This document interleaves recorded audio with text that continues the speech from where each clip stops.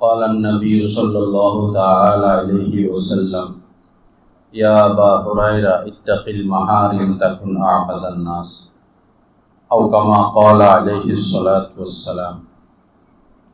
وقال رسول الله صلى الله عليه وسلم هم الجلساء لا يشقى بهم جليسهم أو كما قال عليه الصلاة والسلام. اللهم صل على سيدنا مولانا محمد وعلى آل سيدنا مولانا محمد وبارك وسلم. أستغفر الله الذي لا إله إلا هو الحي القيوم وأتوب إليه. আল্লাহ পাক জাল্লা জালালুহু আমাদের সবাইকে মাফ করে দেন, আমিন। রব্বুল আলামিন আমাদেরকে কামিল দ্বীন নসিব করেন, আমিন। ইসলাহ তাসকিয়া নসিব করে দেন। আল্লাহ পাকের মহব্বত মারিফাত নবীজির মহব্বত নসিব করে দেন। প্রিয় তোলাবায়ে কিরাম, সবচেয়ে দামি জিনিস অর্জন করার জন্য তোমরা মাদ্রাসায় ভর্তি হয়েছ। দামি জিনিস অর্জন করতে হলে নিজেদেরকেও দামি হতে হয়। দামি জিনিস অর্জন করতে হলে নিজেকেও দামি হতে হয়। বাদশাহ যদি ঘোষণা দেয় যে মেশকে আম্বর আমি জনগণকে হাদিয়া হিসাবে দিব, তোমরা সবাই আসো, পাত্র নিয়ে আসো। বাদশার হাতের মেশকে আম্বর, সবাই তো দামি দামি বোতল শিশি নিয়ে যাবে। তো কেউ যদি প্রস্রাব করা কোনো বাটি নিয়ে যায়, যে বাটিতে বোতলে বাচ্চারা প্রস্রাব করে, এই বাটি নিয়ে যদি কেউ যায় যেখান থেকে প্রস্রাবের গন্ধ আসে, বাদশার কাছে অনেক মেশকে আম্বর থাকা সত্ত্বেও তিনি এই প্রস্রাবের দুর্গন্ধযুক্ত শিশিতে মেশকে আম্বর দিবেন না।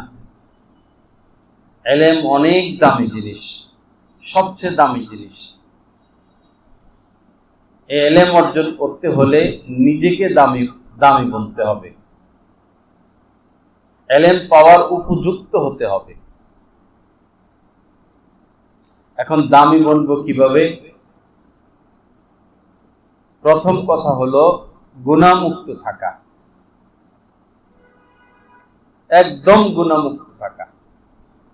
যিনি যত বেশি গুনাহমুক্ত থাকেন তিনি তত বেশি পবিত্র, তিনি তত বেশি দামি।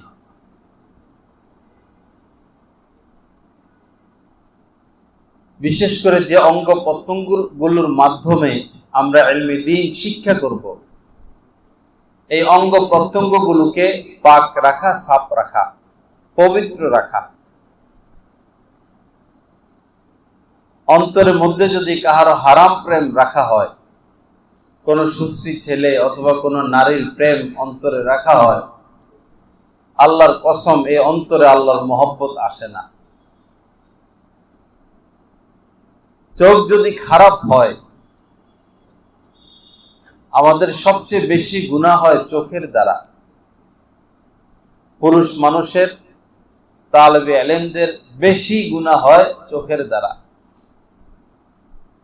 চোখ যদি পবিত্র রাখা যায়, তো এই পবিত্র চোখ দ্বারা পবিত্র ইলম অর্জন করা সম্ভব। চোখ যদি হারাম জায়গায় পড়ে, চোখের দ্বারা যদি কুদৃষ্টি করা হয়, এই চোখ আর পবিত্র থাকে না, তখন আর ইলমের নূর অর্জন হয় না। আল্লাহ পাক আমাদেরকে নজর হেফাজতের তৌফিক দান করেন। পাশাপাশি সুন্নতের উপর আমল করা, মাসনুন দোয়াগুলো যেন কোনোভাবেই না ছুটে। বিভিন্ন মাদ্রাসায় আমরা জিজ্ঞাসা করি, খাওয়ার আগের দোয়াটা কে পড়লা, খাওয়ার পরের দোয়াটা কে পড়লা? দেখা যায় 5 জন 7 জন। বাথরুমে প্রবেশের দোয়া, বের হওয়ার দোয়া, ঘুমের আগের দোয়া, ঘুমের পরের দোয়া খুব কম। আমরা যদি আমল না করি, আমল করবে কে? সরকারি লোকেরা যদি সরকারের আইন না মানে, এই আইন জনগণ মানবে না। আগে সরকারের লোকেরা মানতে হবে। যখন মাস্ক পরার আইন করা হয় করোনা চলাকালীন, তো ওই সময়ের সরকারের যারা মন্ত্রী এমপি সবাই মাস্ক পরা শুরু করছে,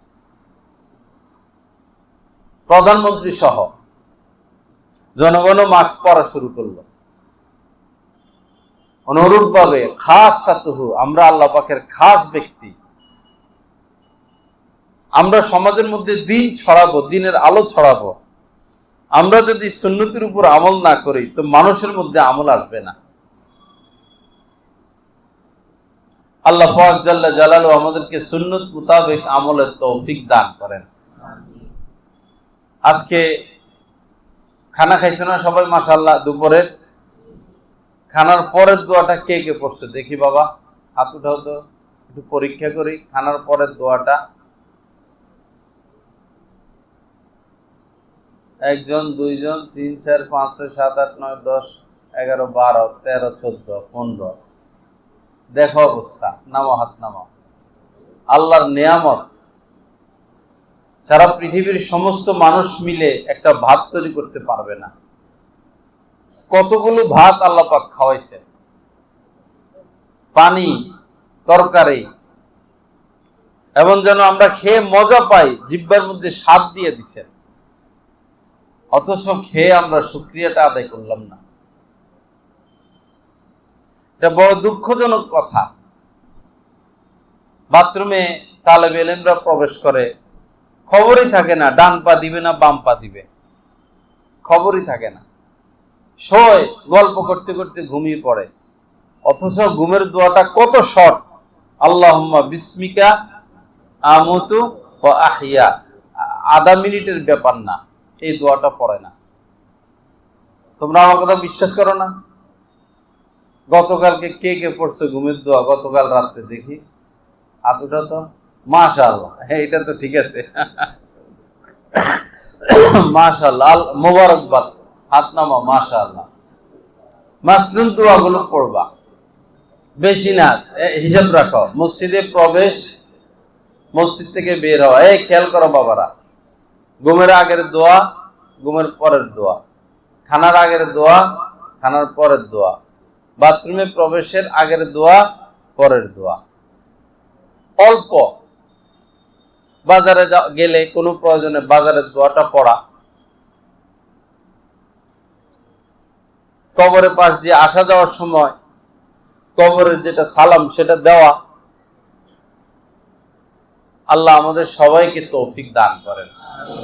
যাই হোক বাবারা, যেটা বলতেছিলাম, পবিত্র জিনিস অর্জন করার জন্য তোমরা এখানে এসেছ। নিজেকে পবিত্র রাখতে হবে। প্রতিদিন একজন তালেবে ইলমের গোসল করা আবশ্যক। প্রতিদিন 5 বার ওযু করলে 5 বারই মেসওয়াক করা। একজন মানুষ কালো হওয়া দূষণীয় না, অপরিষ্কার অপরিচ্ছন্নতা দূষণীয়। একটা ছেলে পড়া পারে না, এটা অতটা দূষণীয় না। অলসতাটা দূষণীয়, পড়ে না, চেষ্টাই করে না। চেষ্টা করার পরে যদি কেউ না পারে, উস্তাদরা তার প্রতি রাগ হয় না, বেচারা চেষ্টা করে পারে না। কিন্তু চেষ্টাই করে না, তো সে ইলম পাবে কিভাবে? ইলম পাওয়ার জন্য জান তোর মেহনত, তোমার সাধ্যে যতটুকু কুলায় অতটুকু চেষ্টা করতে হবে। আর ইলম পাওয়ার পাশাপাশি যদি কেউ আল্লাহকেও পেতে চায়, একসাথে 2 মেহনত। এক হলো ইলমে দ্বীনের উপর মেহনত, আরেকটা হলো গুনাহ থেকে বাঁচার মেহনত। এই 2 মেহনত যার মধ্যে অ্যাড হবে, সংযুক্ত হবে, সে ছোটখাটো কোনো আলেম হবে না। হযরত থানভী, হযরত মাদানী, হযরত আনোয়ার শাহ কাশ্মীরির মতো লোক সে হবে। আমরা এক ঢানা দিয়ে উড়ি, আল্লাহ পর্যন্ত যেতে হলে 2টা ঢানা লাগবে। আমরা ইলমের ঢানা দিয়ে উড়ি, আমল নাই, আমল খুব কম। তালেবে ইলমদের গুনাহ হয়, বিশেষ করে দুইটা গুনাহ বেশি হয়। খেয়াল করে শুনবা, দুইটা গুনাহ বেশি হয়। একটা হলো কুদৃষ্টি, দ্বিতীয় হলো কুচিন্তা। আল্লাহ পাক একই আয়াতে দুটোটা কথা বলেছেন, ইয়ালামু খাইনাতাল আয়ুনি ওয়া মা তুখফিস সুদূর। আল্লাহ জানেন তোমাদের চোখের খেয়ানত সম্পর্কে এবং অন্তরের গতিবিধি। তালেবে ইলম বেশি নষ্ট হয়, বেশি পাপ কাজে লিপ্ত হয় কুচিন্তার দ্বারা। কুচিন্তা কি? আমাদের দাদা শাইখ রহমতুল্লাহ আলাইহি বলেছেন, অতীতে কখনো কোনো পাপ করা হয়েছিল, ওই পাপের কথা চিন্তা করা, চিন্তা করে করে নতুন ভাবে মজা নেওয়া, অথবা অতীতে কোনো পাপের সুযোগ ছিল করে নাই সেটা চিন্তা করা, অথবা এখন বসে বসে কোনো পরিচিত বা কোনো অপরিচিত নারী নিয়ে জল্পনা কল্পনা করা। এই কুচিন্তার কারণে চেহারা নষ্ট হয়ে যায়, বরণ উঠে, ব্রেন কমে যায়, চেহারা থেকে নূর চলে যায়। ইলমের পরিবর্তে খারাপ জিনিস অন্তরাত্মায় জমা হয়। এবং মানুষ যে পাপ করে, প্রথমেই পাপ করে না, আগে পাপের কল্পনা করে। এজন্য বাবারা, এই দুইটা বিষয়, দুইটা গুনাহ। তোমাদেরকে যদি বলা হয় যে চলো শরাব খাও, তোমরা কেউ খাইবা না। যদি বলে যে ইয়েবা ট্যাবলেট ফ্রি, তোমরা কেউ খাইবা না। যদি বলে যে আম গাছ এটা রাত্রে, চলো আজকে আম গাছের সকল আম পেড়ে নিয়ে আসবো, খেয়ে ফেলবো, তোমরা খাইবা না। যদি বলে যে আল্লাহ আল্লাহ রাসূলকে মন্দ বলো, মরে গেলেও তোমরা এটা করবা না। বুঝা গেল তালেবে ইলম হাজার হাজার গুনাহ থেকে বেঁচে থাকে। হাজার হাজার গুনাহ থেকে বেঁচে থাকে তো সত্য, দুই একটা গুনার কারণে তারা মাকবুল হইতে পারে না, আল্লাহর প্রিয় হইতে পারে না। দুই চারটা গুনাহ, না হলে 5-6টা গুনাহ, তার মধ্যে উল্লেখযোগ্য দুইটা গুনাহ। একটু চিন্তা করো, আল্লাহর মহব্বতেই আমরা হাজারো পাপ থেকে বেঁচে থাকি। সে আল্লাহকে পাওয়ার জন্য যদি 1-2টা গুনাহ ছেড়ে দিতে পারে, তাহলে আমাদের মর্যাদা কত ঊর্ধ্বে চলে যাইত, আমাদের সম্মান কত ঊর্ধ্বে চলে যাইত। কি বলো, হিম্মত হয় সবার? হ্যাঁ, আজকে থেকে সবাই 2টা গুনাহ, নজর হেফাজত, দিল হেফাজত। আমার শায়েখ দামাত বারাকাতুহুর কাছে আমি চিঠি লিখছিলাম হিদায়াতুন নাহ পড়ার সময়। মনে শুধু খারাপ চিন্তা চলে আসে, পরিচিত অপরিচিত মেয়েদের কথা মনে চলে আসে। চিঠি লিখছি হযরতের কাছে, হযরত উত্তর দিছেন। প্রথম কথা লিখছেন, ইচ্ছা করে কোনো খারাপ চিন্তা করবা না, ইচ্ছা করে কোনো খারাপ চিন্তা করবা না। দ্বিতীয় কথা লিখেছেন, যদি খারাপ চিন্তা আপনাতে চলে আসে, তাহলে তুমি তার পরিবর্তে ভালো চিন্তা শুরু করবা। যদি খারাপ চিন্তা আপনাতে চলে আসে, তার পরিবর্তে ভালো চিন্তা শুরু করবা। কি সেটা? কাবা শরীফের কথা চিন্তা করবা, অথবা রওজা শরীফের সবুজ গম্বুজের কথা চিন্তা করবা। তোমরা পরীক্ষা করে দেখবা, যখনই খারাপ চিন্তা তোমাদেরকে ঘায়েল করে, তোমরা ভালো চিন্তা শুরু করে দিবা, তখন খারাপটা আর কাজ করতে পারবে না। তোমার অন্তরটা পবিত্র থাকবে, অন্তরটা পবিত্র থাকবে। যতদূর সম্ভব বাহিরে ঘোরাফেরা না করা। এত সুন্দর প্রতিষ্ঠান, মাঠ আছে, মাদ্রাসার ভিতরে থাকবা, ওস্তাদের সোহবতে বসবা।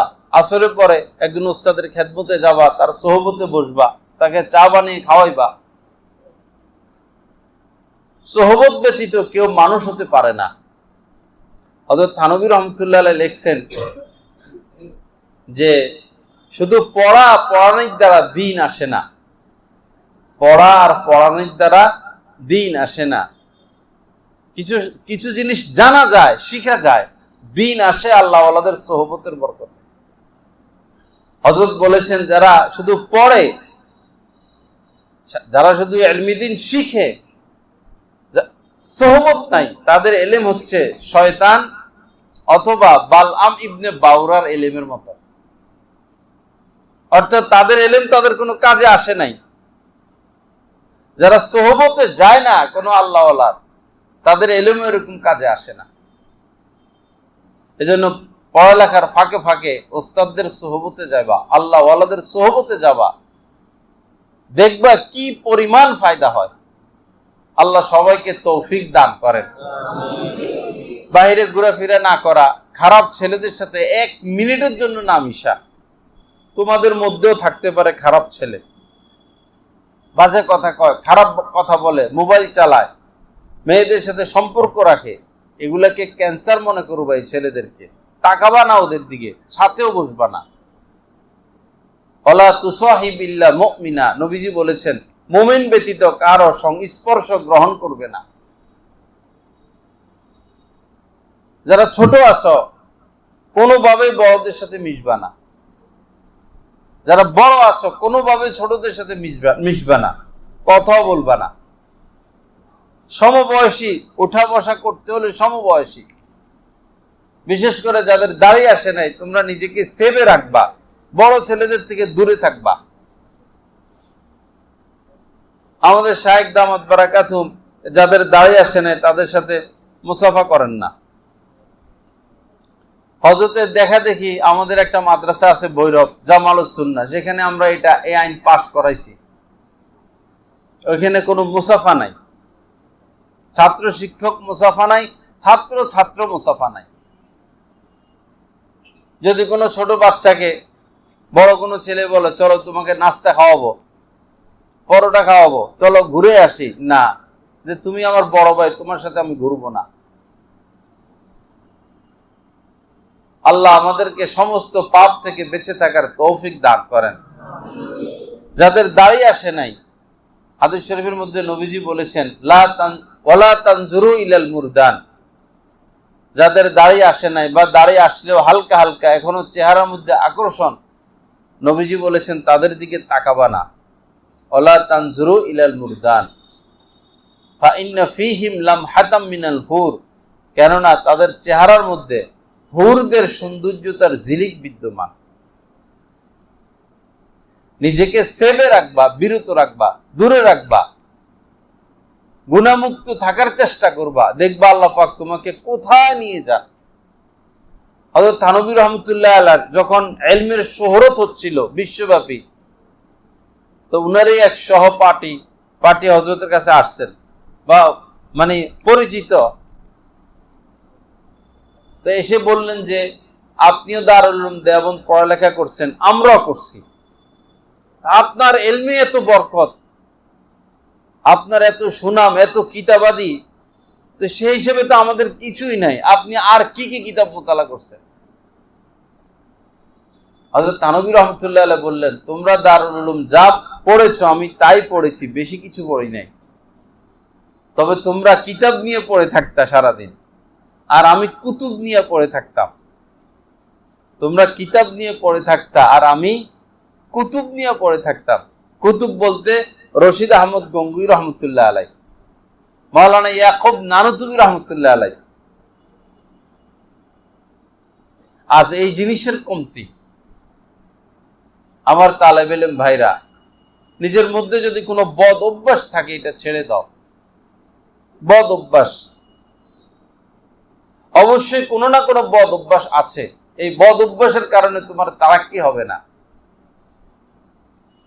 গোপন পাপ, বহু তালেব ইলম, হাজার হাজার তালেব ইলম একদম ধ্বংস বা ধ্বংসের ধার প্রান্তে গোপন গুনাহের কারণে।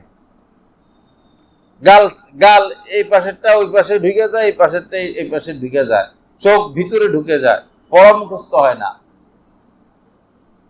গোপন পাপে আক্রান্ত। একজন মানুষ যত গোপনে পাপ করুক আল্লাহ দেখেন, এবং পাপ যত গোপনে করুক পাপের প্রভাব, পাপের আসর তার চেহারার মধ্যে ভাসে, তার অন্তরের উপরও এটার আসর করে। ইন্নাল মুমিনা ইযা আযনাবা কানাত নুকতাতুন সাউদা, কোন মুমিন যখন কোন পাপ করে তো অন্তরের মধ্যে কালো দাগ পড়ে যায়। এজন্য প্রকাশ্য পাপ গোপন পাপ থেকে নিজেকে বাঁচাও যদি সফল হতে চাও। না হলে এই পাবলিকের কাছে হাত পাতা, নত হওয়া ছাড়া আমাদের কোনো রাস্তা নাই। এখনো যে আলেমের মধ্যে তাকওয়া আছে, যিনি অমুখাপেক্ষী, কোটিপতিরা তার পায়ের কাছে এসে বসে থাকে। আর যে এলেম তো আছেন, হয় বুখারী পড়ায়, না হলে মুসলিম পড়ায়, তাকওয়া নাই, তাকে আওয়ামের পিছে পিছে ঘুরতে হয়। সভাপতি সাহেব, হাজি সাহেব এগুলো করা লাগে। নোয়াখালী লক্ষ্মীপুর এক প্রোগ্রাম, হযরতের সাথে এমপি সাহেব আসছে দেখা করতে, আমিও ছিলাম, রানিং এমপি। হযরত দায় নাই, এমনি বসাই। এমপি সাহেব আসছেন, বসছেন, চাটা খাইতেছেন। কিছুক্ষণ পরে এমপি এমনি পা উঠাইয়া দিছে। এদের তো অভ্যাস এরকম। তা আমাদের শায়েখ সাধারণত পা উঠান না। এমপি যখন এদিকে পা উঠাইয়া দিছেন, হযরত এইভাবে পা উঠাইয়া বসে রয়েছে একবারে এমপির মুখের দিকে। আজীব এক খেলা দেখলাম। আল্লাহওয়ালা উনাদেরকে বলে মানুষের মহতাজ তারা হন না। আরেক মন্ত্রী সাহেব আসবেন দেখা করতে, হযরতের সাথে দেখা করতে আসবেন খানকায়। পরে হযরত বললেন যে তো সে দেখা করতে আসবে, কোনো বয়ান হবে না, তো তার কি লাভ হবে? সে জুমা পড়ুক, জুমার বয়ান শুনুক, যাতে তার কিছু লাভ হয়। ঠিকই মন্ত্রী সাহেব আসছেন, মসজিদের এক পাশে কোনো আয়োজন করা হয়নি তার জন্য, বসছেন, বয়ান শুনছেন, দেখা করছেন, চলে গেছেন। ইনারা হচ্ছেন আলেমে দ্বীন, মুত্তাকি। ইনাদেরকে কেন দুনিয়াদাররা সম্মান করে? তাকওয়া আছে। উনাদের মতোই বড় বড় আলেম আছেন, কিন্তু পাবলিকের কাছে তাদের দাম নাই। কেন? তাকওয়া নাই। আসল হচ্ছে তাকওয়া। মানিত্তাকাল্লাহ আশা কবিয়ান, নবীজি বলেছেন যে তাকওয়া অবলম্বন করবে, আশা কবিয়ান, সে তো বাদশাহী জিন্দেগি যাপন করবে, রাজকীয় জিন্দেগি সে যাপন করবে। ওয়াসারা আমিনান ফি বিলাদি, এবং পৃথিবীর যে প্রান্তে সে থাকুক না কেন, আল্লাহ পাক তাকে নিরাপত্তা দান করবে। তো বদ অভ্যাসগুলো বাবা ছেড়ে দাও। সপ্তাহে একবার হাতের নখ কাটো, পয় পরিষ্কার থাকো। শুক্রবার অন্তত অবাঞ্ছীয় যে পশম আছে এগুলো পরিষ্কার করে ফেলা, দাঁত পরিষ্কার রাখা, শরীর পরিষ্কার রাখা। যে গেঞ্জি গায়ে দাও, প্রতিদিন গেঞ্জি চেঞ্জ করবা, পরিবর্তন করবা। একটা জামা, একদিন আমাদের হযরতের খানকায় এক আলেম প্রবেশ করছেন। আলেম বলতে মুরিদ। তো হযরত বললেন যে তোমার জামা কয়টা, গেঞ্জি কয়টা? তো সে বলল জামা 5-6টা, গেঞ্জি 2-3টা। বাইর খানকা থেকে বাইর করে দিছে। হযরতের যেটা মানসিকতা সেটা হলো একটা জামা 2 দিন 3 দিন পরা যায়, কিন্তু একটা গেঞ্জি 2 দিন পরা ঠিক না। হযরতের মানসিকতা হলো জামা যদি 2-3টা হয়, গেঞ্জি থাকতে হবে 5-7টা। গেঞ্জি বেশি থাকতে হবে, কারণ একটা গেঞ্জি 2 দিন পরা যায় না। কোনো কারণে শরীর ঘামায় গেলে গেঞ্জি পরিবর্তন করে নেওয়া উচিত।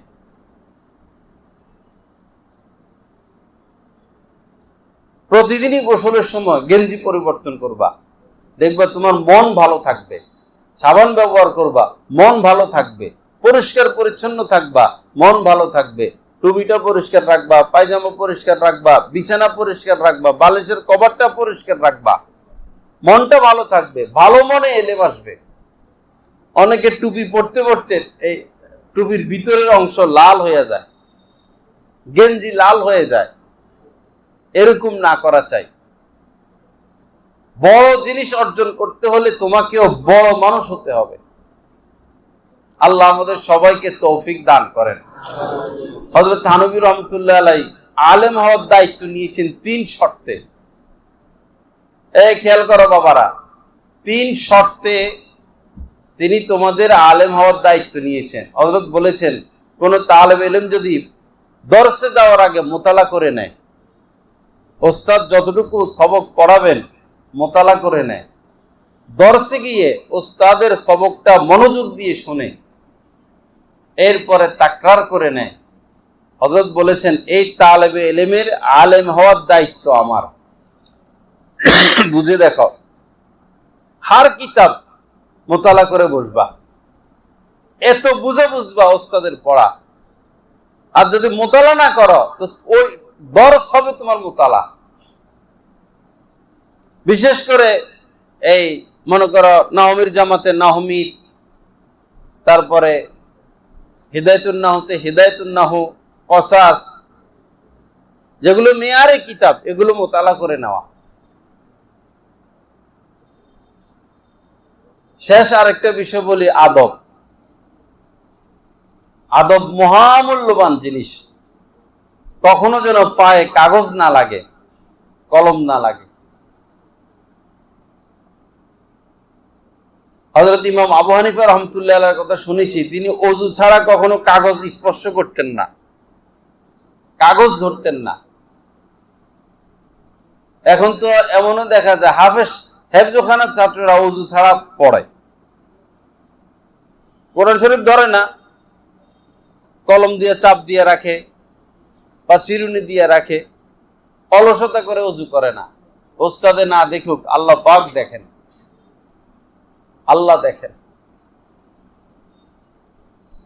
আদব অনেক বড় জিনিস। ইমাম আবু হানিফা রাহমাতুল্লাহ আলাইহি তার ওস্তাদের বাড়ির দিকে পা মেলে কখনো ঘুমাইতেন না।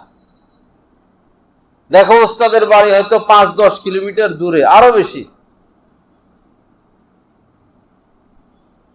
এই ওস্তাদের বাড়ির দিকে পা মেলে তিনি ঘুমাইতেন না। ওস্তাদের সাথে আদব, মাদ্রাসার সাথে আদব। ইলমের যত উপকরণ আছে, কাগজ, কলম, কিতাব, তেপায়া, এগুলোর সাথে আদব।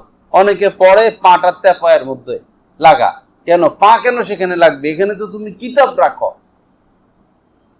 এখানে পা লাগবে না। অনেকে পড়ে টোড়ে খেতা দিয়ে কিতাব ঢেকে রাখে। না, খেতা দিয়ে কিতাব ঢেকে রাখা যাবে না। উর্দু কায়দা, এটাও কিতাব। বুখারী শরীফ, এটাও কিতাব। তুমি উর্দু কায়দা পড়ো, তোমার কাছে এটা বুখারীর মতো সম্মান। এখানে সেখানে কলম ফেলে দেয় না। হযরত থানভী রাহমাতুল্লাহ আলাইহির কথা শুনেছি, বাথরুমে প্রবেশ করছেন তিনি, তড়ি গড়ি করে বের হয়ে গেছেন, হাতটা ধুইছেন, ধুইয়া পরে আবার বাথরুমে গেছেন, পরে আবার বাইর হইলেন। পরে যারা পাশে ছিল তারা বলল, হযরত কি বিষয় বুঝলাম না, এভাবে বাথরুমে গেলেন আবার তড়ি ঘড়ি করে বের হলেন।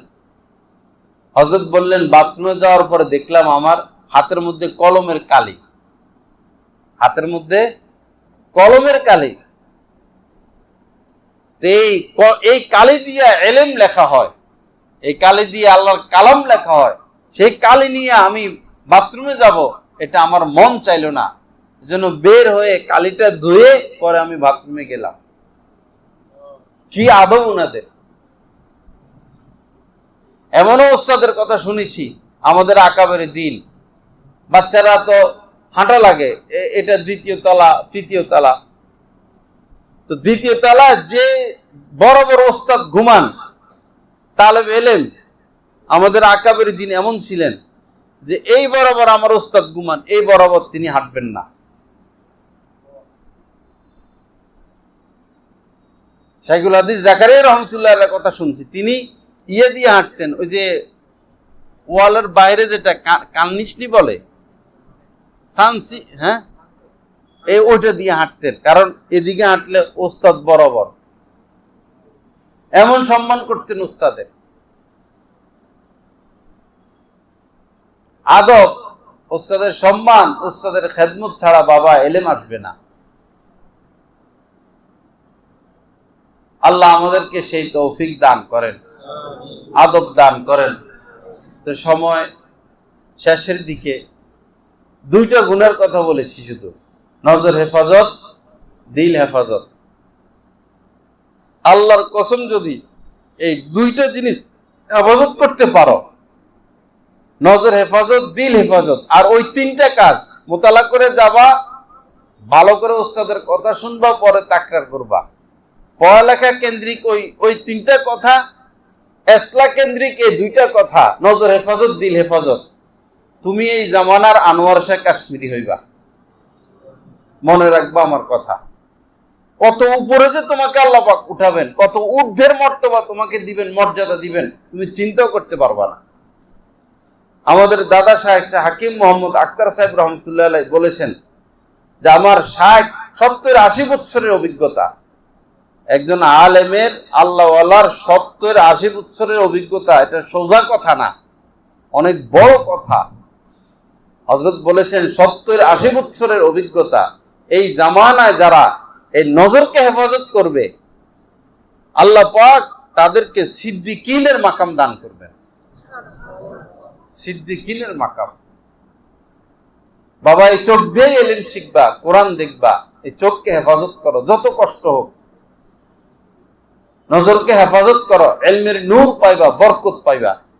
দিলকে হেফাজত করো, ইলমের নূর পাইবা, বরকত পাইবা। অনেক ভালো মানুষ হইতে পারবা, অনেক বড় হইতে পারবা। আল্লাহ পাক জাল্লা জালালু যা কিছু আলোচনা হয়েছে, রব্বুল আলামিন আমাদের সবাইকে এই কথাগুলোর উপর আমল করার তৌফিক দান করেন। ওয়া আখিরু দাওয়ানা আলহামদুলিল্লাহি রাব্বিল আলামিন। সাল্লাল্লাহু আলা নবিয়্যিল কারীম।